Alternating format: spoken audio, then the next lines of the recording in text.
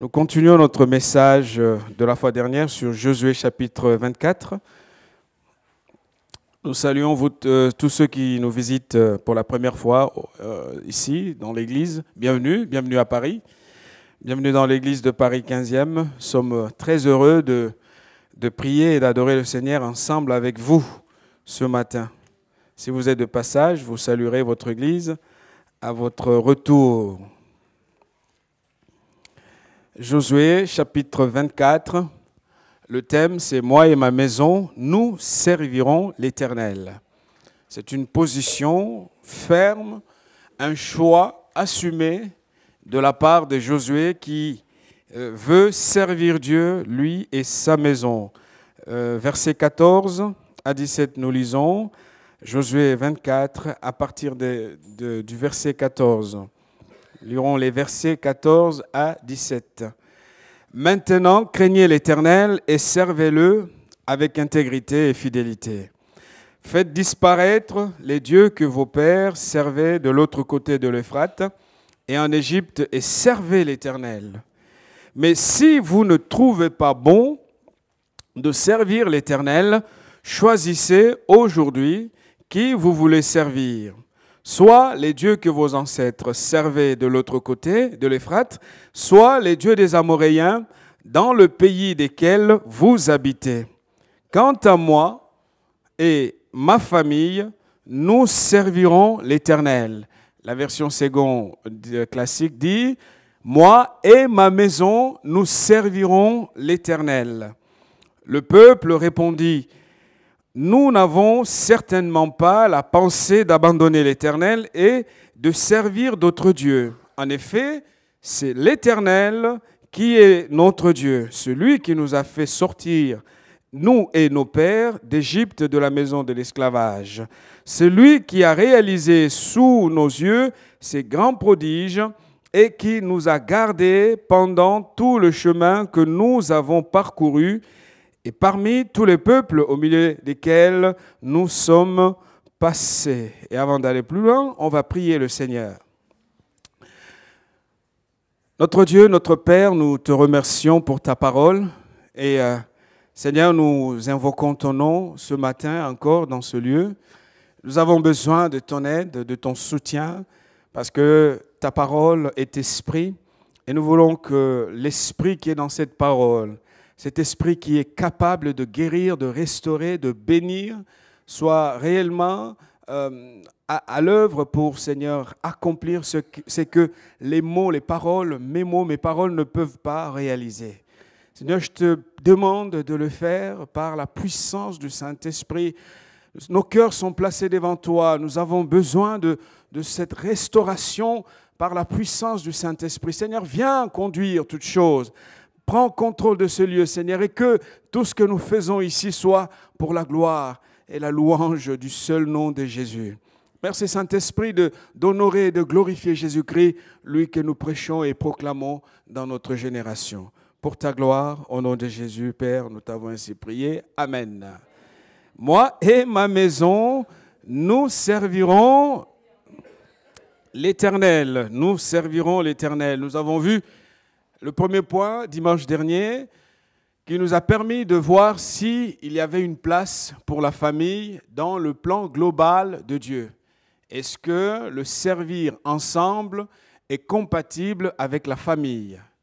Et j'avais expliqué, nous avons vu que nous avons deux possibilités de faire notre course spirituelle, notre marche. Nous avons le choix de faire comme les sprinters qui, quand ils partent, ils vont très vite, mais ils vont seuls. Et nous avons le choix de procéder comme les marathoniens qui, quand ils partent ensemble.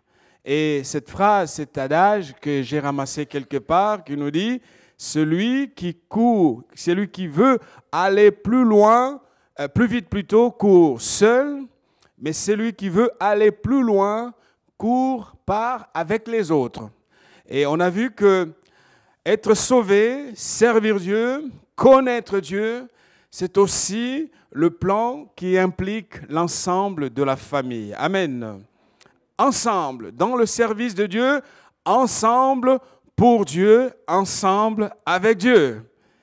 Et il est hors de question que nous soyons les seuls à servir et que les autres soient exclus du chemin de l'appel que Dieu nous a donné. Mais aujourd'hui, j'aimerais voir si réellement servir ensemble, c'est le projet de Dieu, quelle est la contribution, quel est l'apport, qu'est-ce que l'Église doit faire pour aider chacun d'entre nous à remplir bien la mission que Dieu lui a confiée.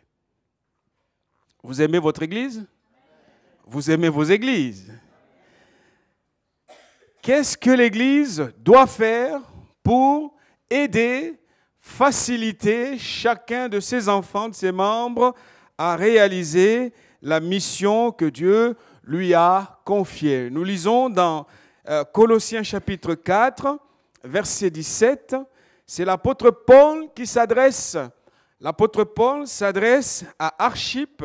Archippe, c'était un homme qui servait Dieu dans l'Église. Et l'apôtre Paul va lui adresser cette parole au verset 17 de l'épître aux Colossiens. Colossiens chapitre 4, verset 17. Il dit ceci: « Dites à Archippe, prends garde au ministère que tu as reçu dans le Seigneur, afin de bien l'accomplir, afin de bien le réaliser. » Alléluia. Recevoir un ministère est une chose, mais bien le remplir, c'est une autre chose.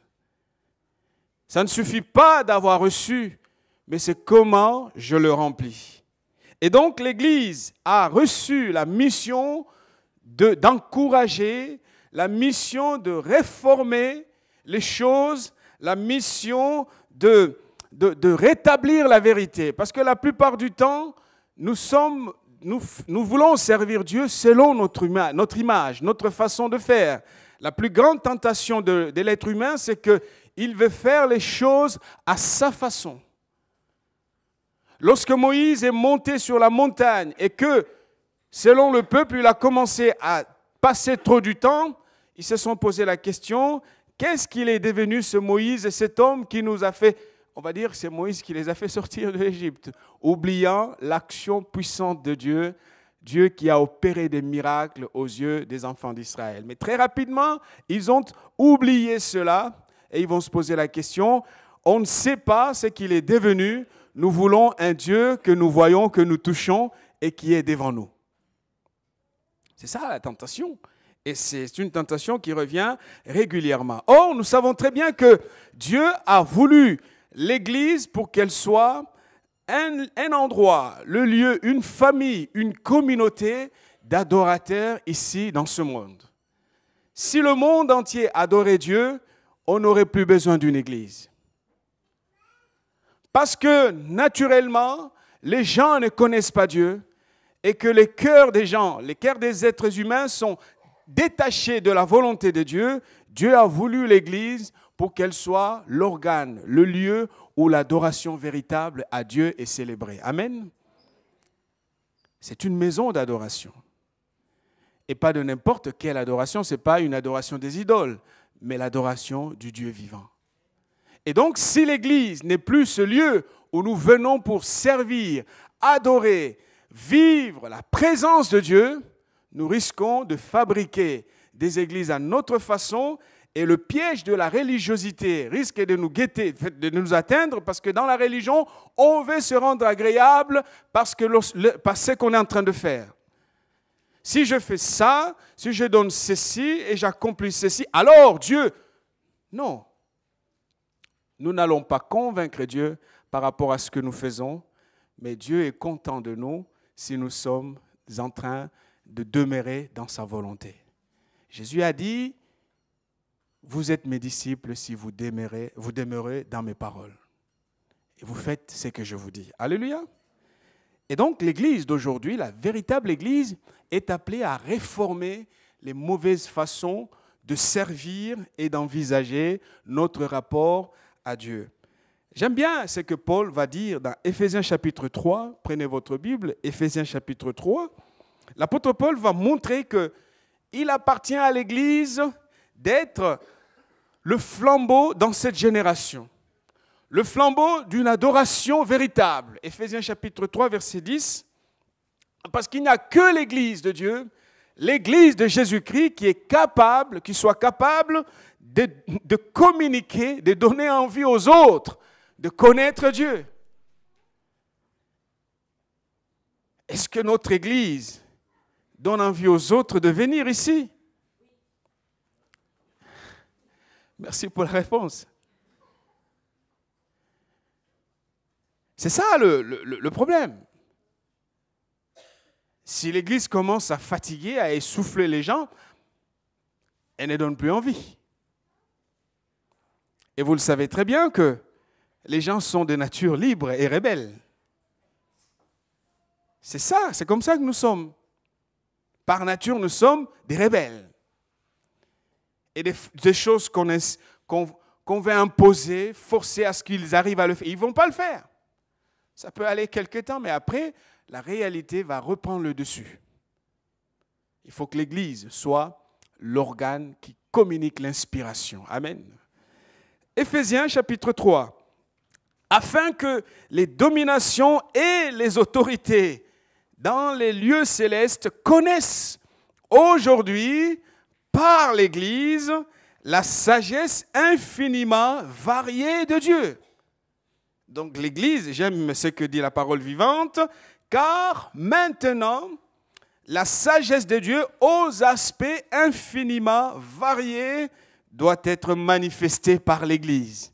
L'Église est là pour révéler, manifester, dévoiler, mettre à la portée de tous la puissance de Dieu, la bonté de Dieu, la manifestation de ce que Dieu est et de ce que Dieu fait.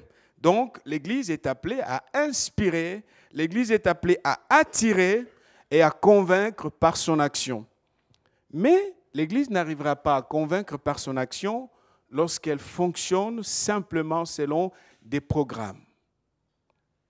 Vous savez, Jésus n'a jamais établi de programme.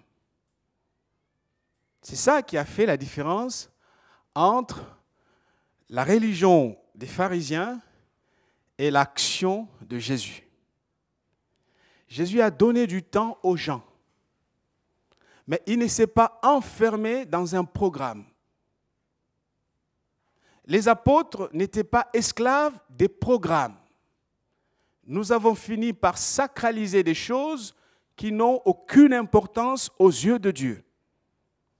Et une fois que nous entrons dans un schéma complètement rigide, au bout du compte, les gens se fatiguent et n'ont plus envie de rien. Jésus n'a jamais fonctionné par rapport à un programme, mais ce qui comptait pour lui, c'est l'épanouissement des gens. C'est la délivrance des gens. C'est la croissance des gens. C'est qu'ils avancent avec Dieu.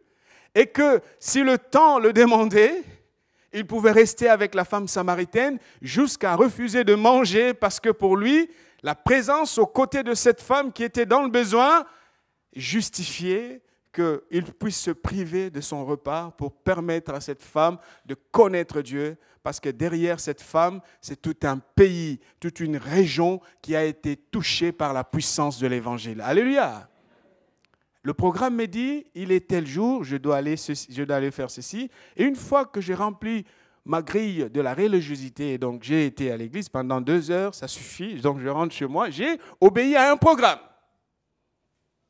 Sommes-nous capables de donner plus qu'un programme? Sommes-nous capables d'aller au-delà de ce cadre et de voir ce que Dieu voit pour que l'Église devienne un endroit qui inspire? Amen. Comment doit-elle contribuer? Elle doit réformer la culture et les traditions imposées par les humains. On dit souvent que la culture mange la vision comme on mange le pain lors d'un repas. Vous pouvez avoir une meilleure vision, avoir vu le feu descendre, les anges descendre, vous parler, mais sachez qu'il y a des cultures qui détruisent complètement la vision. Moïse, malgré la puissance de sa vision, a dû combattre contre des gens qui avaient affaire, qui savaient faire que d'une certaine façon. Très rapidement dans le désert, l'argument qu'ils sortent, mais bon, nous étions bien en Égypte, on ne sait même pas ce qui a pris ce garçon, il nous a embarqués dans une histoire complexe, nous voici, nous allons mourir comme des animaux dans un désert. On n'a plus droit au sépulcre. Nous avons perdu le privilège de manger nos oignons et la viande. Et voilà, Moïse nous embarque dans une histoire sans issue. Parce qu'ils avaient été formés, ils étaient habitués à faire d'une certaine façon. L'apôtre Paul, que dit l'apôtre Paul dans Romains chapitre 12? Le verset 2, Paul dit, « Ne vous conformez pas au siècle présent, mais soyez transformés par le renouvellement de l'intelligence, afin que vous discerniez quelle est la volonté de Dieu, ce qui est bon, agréable et parfait. » Pourquoi ils le disent? Parce qu'ils savent très bien que le monde exerce une grande influence sur les chrétiens, sur les humains. Au lieu que l'Église soit dans cette perspective de changer sa génération, mais c'est le monde qui change l'Église. Comme disait quelqu'un, le monde est entré dans l'Église et l'Église ressemble de plus en plus au monde.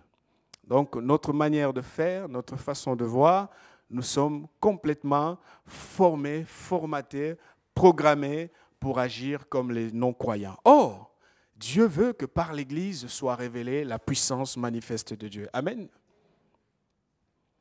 Et si l'Église ne réforme pas, l'Église risque de disparaître et de se voir imposer la façon de faire du monde qui n'a rien à voir. Un exemple simple, frères et sœurs, c'est que lorsque je vais dire le mot, lorsqu'on veut que les serviteurs de Dieu ou les prédicateurs ou ceux qui servent Dieu soient considérés comme je considère mon médecin ou mon infirmier, le problème se pose. On entre dans une logique complètement comme celle des gens qui attendent des services. Or, l'Église, c'est quoi? L'Église, c'est une communauté nouvelle que Dieu conduit, que Dieu dirige. Et c'est lui qui conduit, en conduisant par des instruments, bien évidemment, humains, mais si nous risquons si nous commençons à faire cette comparaison avec les choses qu'on voit dans ce monde, voilà, les choses vont tourner sur place et la gloire de Dieu, au lieu d'être manifeste dans la communauté, sera tout simplement inexistante et l'Église devient un organe totalement rigide. C'est pour cela que les gens sont découragés, n'ont pas envie de servir. Peut-être que l'Église n'est plus le lieu où on se sent bien, cet endroit qui communique la vie. Amen. Parce que les traditions, c'est quoi? Les traditions, c'est que on nous a appris, nous avons toujours su, ça va se passer comme ça, de génération en génération, ça va être comme ça. Et quand Jésus arrive, on lui pose la question autour du divorce. Nous sommes dans Matthieu, chapitre 19, versets 7 à 11. C'est une question piège, avec des intentions derrière. On dit à Jésus de se prononcer. Il faut qu'il dise quelque chose. Alors, il arrive, la Bible dit, « Pourquoi donc, lui dirent-ils, Moïse a-t-il prescrit de donner à la femme une lettre de divorce et de la répudier ?» Il leur répondit, « C'est à cause de la dureté de votre cœur que Moïse vous a permis, c'est même pas Dieu, Moïse vous a permis de répudier vos femmes. Au commencement, il n'en était pas ainsi. » Je vous laisse lire la suite. Nous avons un comportement qui justifie, qui est basé sur des faits, avec tout un héritage derrière. On pose la question, il faut que Jésus se prononce, et l'argument béton qu'on lui sort, c'est que Moïse a reconnu cela, et ceci est écrit.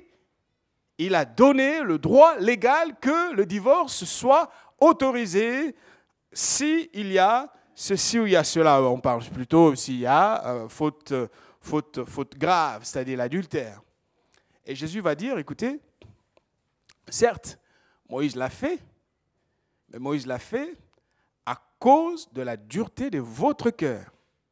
Mais au commencement, il n'en était pas ainsi. Ce que Jésus veut dire, nous devons ramener la réalité au commencement de toute chose. Si nous revenons au commencement des projets de Dieu, nous allons comprendre que les traditions sont un frein au développement dans le service de Dieu. Amen. Donc, ce que Jésus va opposer, c'est le commencement, le lieu où on peut comprendre, connaître qu'est-ce que Dieu veut, qu'est-ce que Dieu a dit, avant de trouver des explications dans toute autre forme de tradition et d'explication qu'on nous donne parce qu'on a toujours fait les choses de cette manière-là. Vous savez, à force de faire les choses comme des gens programmés, on perd la raison, on ne sait plus ce qu'on est en train de faire. Tout doit être questionné pour comprendre si nous sommes toujours dans la vérité.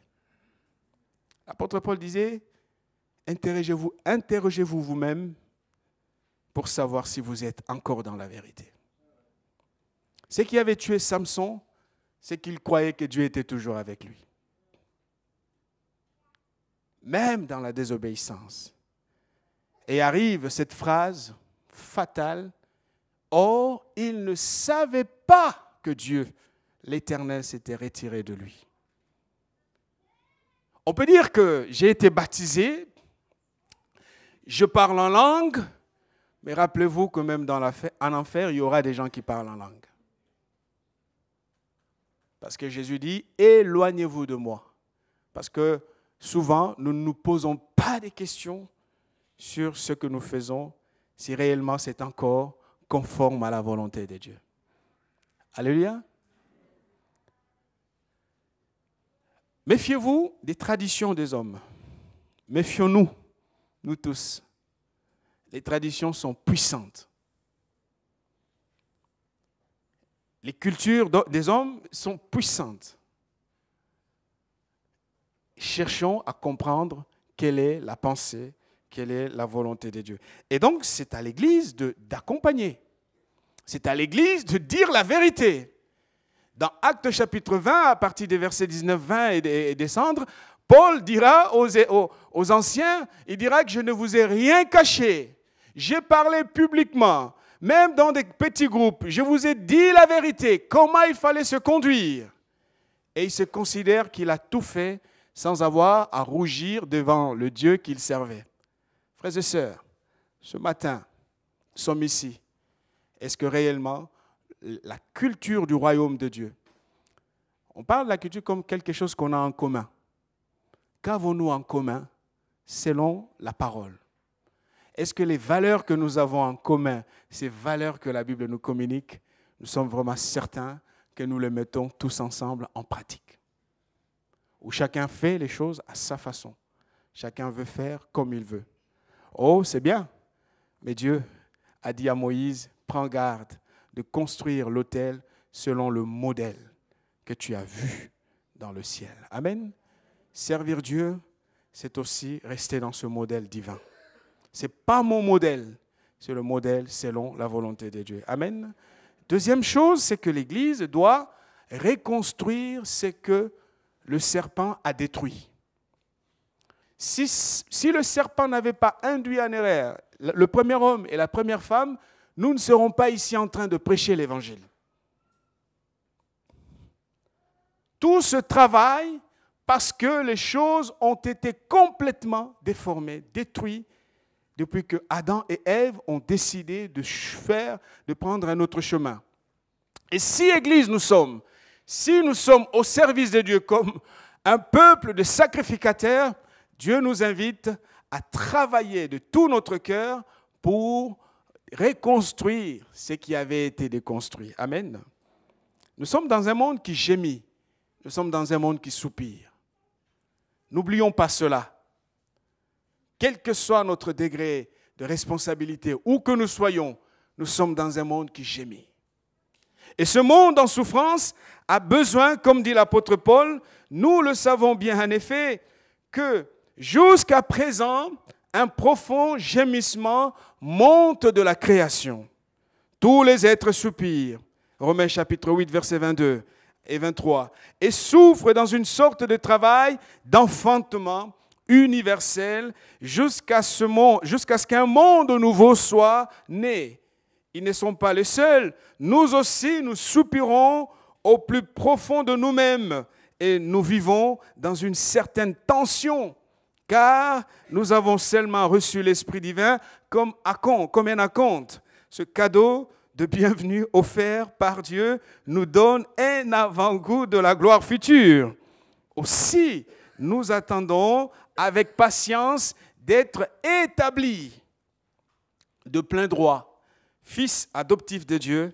Cette condition de vrai fils entraînera aussi pour nous la libération totale et la transformation de notre corps. Je viens de lire dans une version que vous n'avez peut-être pas tous. C'est la parole vivante qui explique les choses. Alléluia. Savez qu'il appartient à l'Église de reconstruire, d'apporter la vérité sur le mensonge qui avait été établi. Parce que tout est fondé sur le mensonge et Dieu a mandaté l'Église pour qu'elle soit l'organe, le lieu, l'endroit qui rétablit la vérité. Amen. Il faut que ce dysfonctionnement cesse. Et le dysfonctionnement qui caractérise tous les aspects de notre vie sur terre. Un dysfonctionnement que Satan a fait, le serpent, bien évidemment, vous lirez Genèse 3, vous comprendrez. Il arrive, il débarque avec un mensonge. Ah non, si vous mangez, vous ne mourrez pas. Il sait bien qu'il va raconter des histoires. Le problème, c'est que quand ils ont mangé le fruit de l'arbre interdit, tout a commencé par là. Et tout de suite, ils vont se rendre compte que, mais bon, ils étaient nus, chose qu'ils ne savaient pas. Et arrive l'intervention de Dieu avec des sanctions qui tombent en cascade. Et au bout du compte, la mort. La mort. Un dysfonctionnement qui est le résultat du fait que, premièrement, Adam était hors de sa position. Au lieu de rester l'homme, Genèse chapitre 3, versets 1 à 6, vous le verrez, au lieu d'être l'homme aux côtés de sa femme, il laisse la femme être loin de lui. Le problème, il est là. Des hommes absents, les frères, tout le temps occupés. Et quand arrivera le problème, il ne faut pas en vouloir au monde entier. Absent physiquement, absent spirituellement. Et on en veut à qui après? Quand Dieu parle, Dieu donne des instructions à Adam, d'abord, comme chef de l'alliance. Mais quand Satan va tenter la famille, il passe par la femme, qui n'a pas reçu la plénitude de l'explication qui était donnée dans l'alliance. Je l'avais dit la semaine dernière, l'adversaire passe toujours par le maillon faible de la chaîne pour arrêter le projet de Dieu. Des hommes absents, c'est le fléau de notre génération, qui ne veulent pas prendre leurs responsabilités. Et ça crée des dégâts. Ça peut marcher 10 ans, mais la 15e année, la situation bascule. Hein. Il était hors de sa position. Et ça, il faut que l'Église accompagne les hommes. On parlait avec un pasteur qui me disait, mais tiens, mais tu sais, vous savez, les pasteurs aussi ont l'air galères. Hein? Ils se retrouvent ensemble et commencent à faire le point sur le... Il dit, mais j'ai beaucoup de sœurs à l'église, mais j'ai des frères, mais les garçons d'aujourd'hui ont peur d'aller vers les femmes et de dire les choses tout simplement. Et ils s'enferment dans la prière, Dieu va agir, Dieu va agir.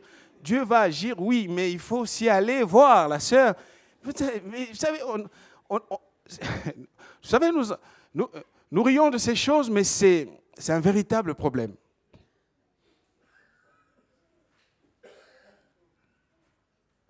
On nous fait prier, mais bon, que voulez-vous d'autre? On prie.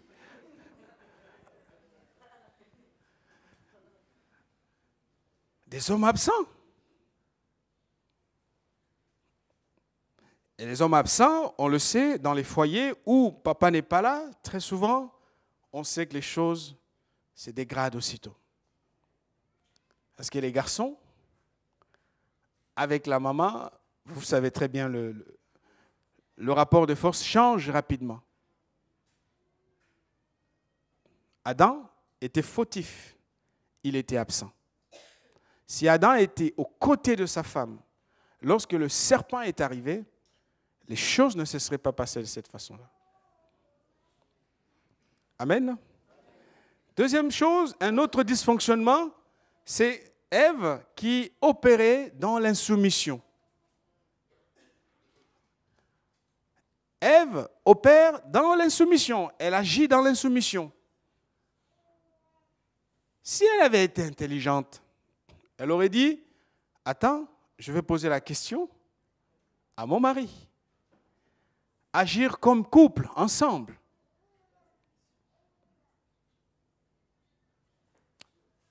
Alléluia. Ah non, non, elle va décider, elle prend des décisions très rapidement, elle mange, après avoir mangé, elle va tendre la main. Qu'est-ce que vous voulez que l'autre fasse après? Déjà, il a souffert avant qu'elle arrive. S'il refuse, ça va être « Ah, tu m'aimes pas, je n'existe pas pour toi. » On sait comment ça se passe.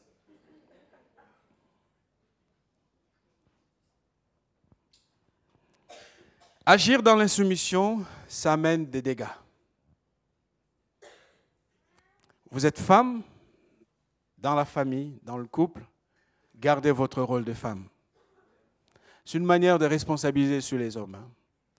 Quand la femme commence à tout faire, l'autre va, tiens, mais c'est la Dolce Vita. Tout est bien. De toute façon, elle va le faire.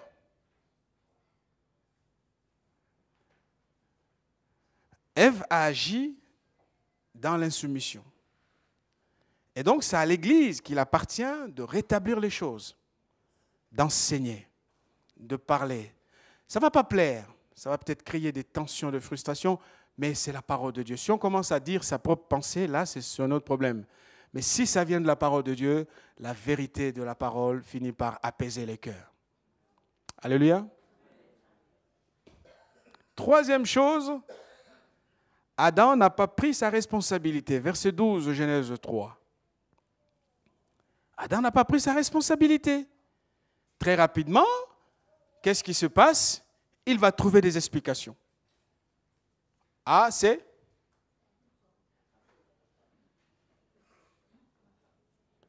la femme. Ah, tu sais, elle ne veut pas prier, il ne veut pas prier. Non. On va pas prendre une armée pour l'enchaîner, l'amener. Mais non, on peut déjà dans la prière, Seigneur, tu connais ma famille. Si Dieu me voit prier de tout mon cœur, Dieu est aussi capable de toucher les cœurs.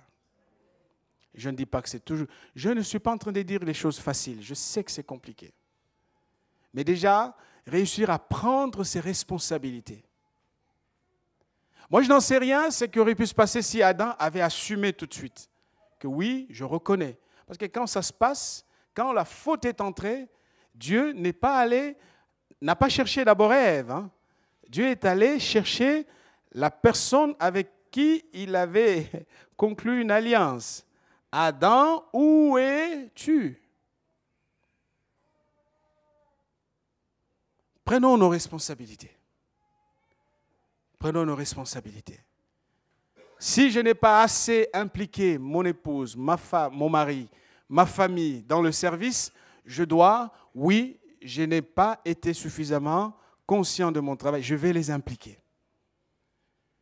Je vais changer mon langage, je vais essayer de communiquer autrement, d'échanger, de parler autrement. Je vais prendre mes responsabilités. Parce que si je suis dans le déni, il y a un problème. Rien ne bougera. Parce que pour moi, je ne vois pas le problème. Et comment voulez-vous que Dieu puisse résoudre une situation figée quand on ne voit pas le problème. Et dernière chose, l'autre dysfonctionnement, c'est que n'oublions pas que les enfants apprennent de leurs parents. Amen. Les enfants apprennent de leurs parents. On a tendance à ne pas le réaliser, mais les enfants apprennent. C'est comme des étudiants qui sont à l'école, le prof enseigne, le prof dit, ils absorbent, ils prennent ces choses parce que c'est ce qu'ils voient. Vous verrez bien, lorsqu'il y a un fait divers ou un problème de criminalité, il était dans une famille dont le papa battait la maman, et puis vous voyez l'explication, hein? Parce que ce qu'un enfant voit, il va aussi le reproduire. Et les psychologues nous le disent. Ils nous le disent. Ceux qui font de la relation d'aide ou la psychologie vont vous dire, mais ce qu'on voit nous influence beaucoup. C'est ainsi qu'on a besoin de diriger sa famille comme on a vu le papa le faire. On a besoin d'être la femme dans son ménage comme la maman a été avec son mari. Et donc, c'est pour cela que l'Église est là pour renseigner la vérité, rattraper les choses, expliquer les fondements bibliques. Parce qu'un enfant, ça absorbe ce que ça voit. Et demain, dans son couple, si papa bat maman, il battra aussi sa femme.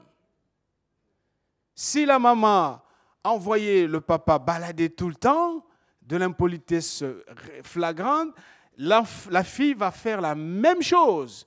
Pour elle, les hommes, c'est rien. Les hommes, ça ne représente rien.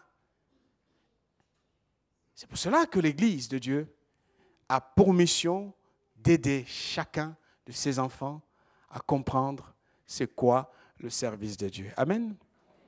Pour terminer, je vais juste dire aux parents, quand il y a des tensions entre papa et maman, faisons un effort que ça ne se passe pas devant les enfants. Faisons un effort. Ne critiquons pas papa devant les enfants. Ne parlons pas du mal de maman devant les enfants. Ils voient. Et c'est là qu'ils choisissent leur camp. Ils vont se solidariser à l'un et détester l'autre. Et dans l'Église, ça va se reproduire à l'identique. Vous savez, lorsque Jésus nous sauve, il nous sauve. Parfois, on traîne des casseroles qui sont peut-être le fruit d'un ensemble de choses que nous avons tout le long de notre parcours emmagasinées. Et si nous ne comprenons pas que notre mission est de servir ensemble, les dégâts peuvent être considérables. Amen. Donc, prêchons pour corriger, changer, réformer les choses, corriger ce dysfonctionnement pour ramener les choses dans le bon chemin. La fois prochaine, je vais m'arrêter là pour aujourd'hui. La fois prochaine, je me baserai un peu plus sur le texte de Josué pour parler du choix et de ses défis. Amen. Que le Seigneur nous bénisse. Seigneur, merci pour ta parole ce matin. Nous sommes à toi et merci de nous encourager. Ce matin, tu connais ce qui se passe dans les nombreuses familles que nous formons. Je te prie, Seigneur, de visiter tes enfants.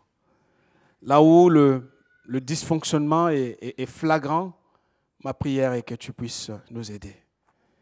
Là où les parents passent le temps à se critiquer, à s'insulter, Seigneur, viens corriger ces choses. Aide-nous à prendre nos responsabilités.